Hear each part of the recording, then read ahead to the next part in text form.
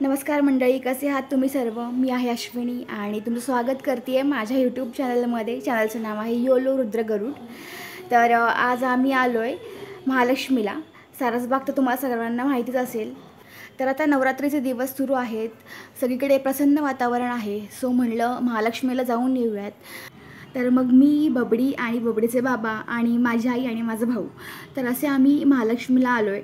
आणि वातावरण तर इतकं प्रसन्न की काय सांगू, कारण सगळीकडे आरतीचा वगैरे आवाज येतो आहे.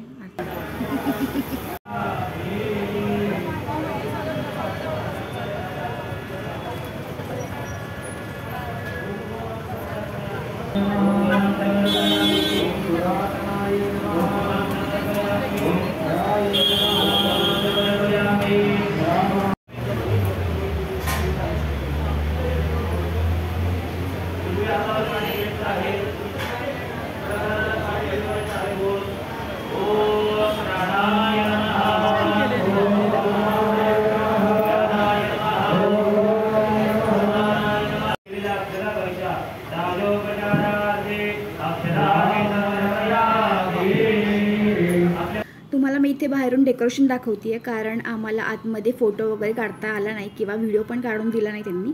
त्यामुळे बाहेरून तुम्ही डेकोरेशन बघा, खूप सुंदर डेकोरेशन केलेलं आहे.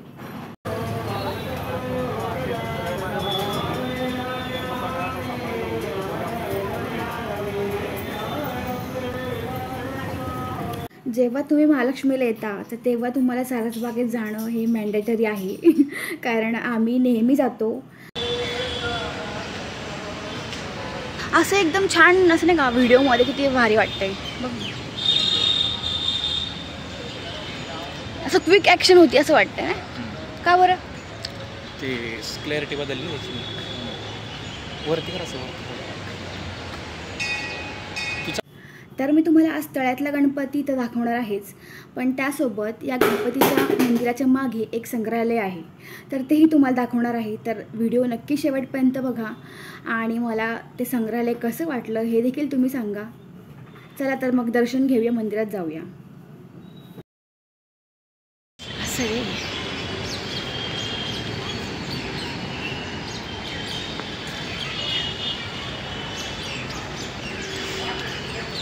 लहानपणी किती वेळा यायचो आपण मंदिरात.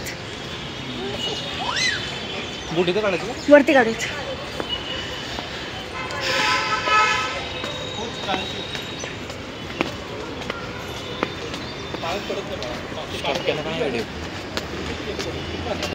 तर आता आम्ही मंदिरात पोहोचलो आहे. तर मंदिराच्या शेजारी जरा मोठा परिसर आहे, तर तिथे हे चित्रकार होते, हे चित्र काढत होते त्या मुलीचं.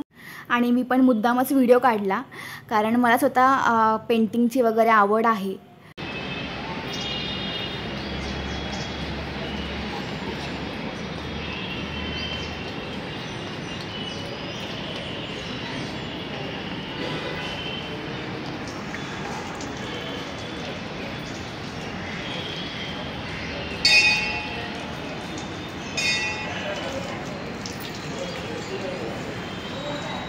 तर हे आहे सारसबागच्या तळ्यातल्या गणपतीचं मंदिर. तर चला आपण आतमध्ये जाऊया आणि दर्शन घेऊया गणपती बाप्पाचं. तळ्यातल्या गणपती असलेले सारसबाग हे उद्यान पुण्यातील एक महत्त्वाचे पर्यटन आकर्षण आहे. पर्वतीच्या पायथ्याशी असलेल्या या बागेतील गणपती पेशव्यांचे पूजास्थान होते. श्रीमंत नानासाहेब पेशवे यांच्या कारकिर्दीत पर्वतीच्या पायथ्याशी सन 1750 साली आंबिलोड्याच्या सीमेवर एक कृत्रिम तलाव तयार करण्यात आला आणि या तलावात सारस पक्षी सोडण्यात आले. त्यामुळेच याला सारसबाग असे नाव पडले. मंदिरातून बाहेर आल्यावर तुम्हाला डाव्या साईडला काही फ्रेम्स म्हणजे फोटो फ्रेम्स दिसतील. या फोटो फ्रेम्स देखील खूप सुंदर आहेत. तर यामध्ये छत्रपती शिवाजी महाराज, छत्रपती संभाजी महाराज सोबत माधवराव पेशवे, सवाई माधवराव पेशवे, थोरले बाजीराव पेशवे या सर्वांच्या फोटो फ्रेम्स इथे अवेलेबल आहेत. आणि तुम्ही नक्की व्हिजिट जेव्हा द्याल मंदिरात, तर तेव्हा तुम्ही या फोटो फ्रेम्स देखील नक्की बघा, खूप सुंदर आहेत.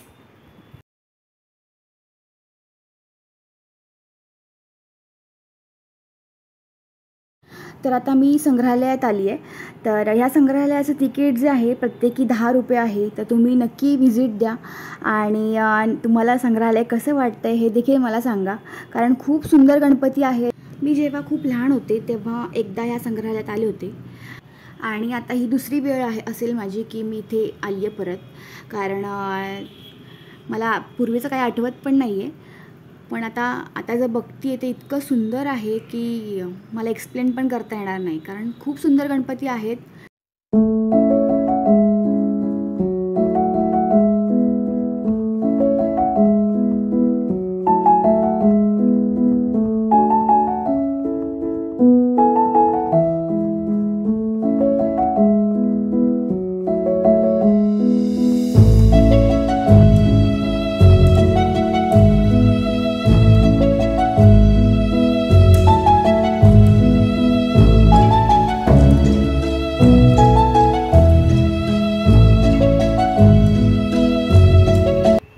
गोविंद मदानी आणि पांडुरंग जोग यांनी त्यांच्याजवळील गणेश मूर्तींचा संग्रह पर्वतीवरील देवदेवेश्वर संस्थांच्या स्वाधीन केला आणि त्यातूनच हे संग्रहालय उभे राहिले.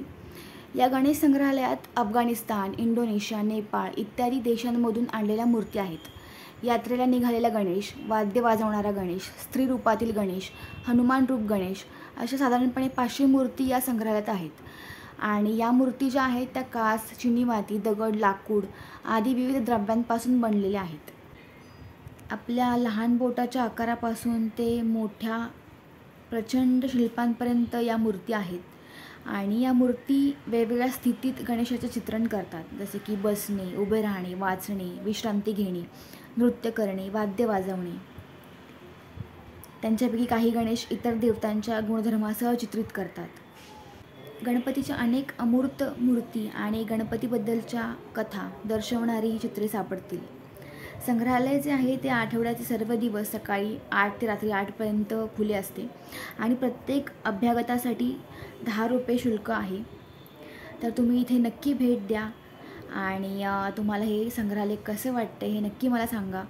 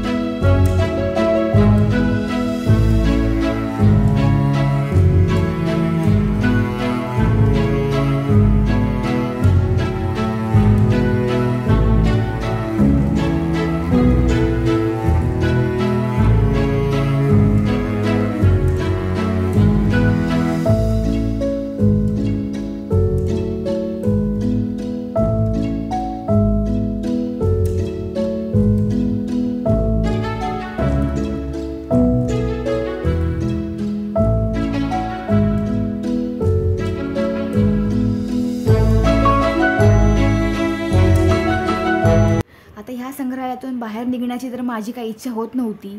त्यामुळे बबडी आणि त्याचा बाबा मला घ्यायला आलेत आणि ते म्हणतात, चल बाई किती वेळची व्हिडिओ काढतेय, चल पटकन बाहेर. वरती आलं तर तुला कासव दिसेल. तिकडं पण पिल्लू येतो. मासे आहेतच ह्याच्यात.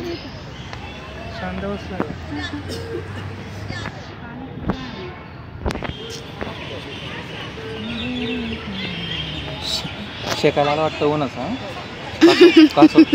ऊन घ्यायला पिल्लू बघ ना केवढंच आहे. हो पाहिलं.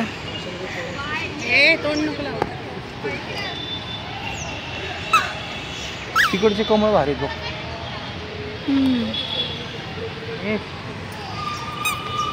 चला. चला तर मग आता निघण्याची वेळ झाली आहे आणि आजसाठी एवढंच. तर तुम्हाला हे गणेश संग्रहालय आणि सारसबाग आणि तळ्यातला गणपती हे कसे वाटलं हे नक्की मला कमेंट करून सांगा. तोपर्यंत आपण भेटूया पुढच्या व्लॉगमध्ये आणि नवीन असाल तर चॅनलला सबस्क्राईब करायला विसरू नका. Thank you so much. बाय.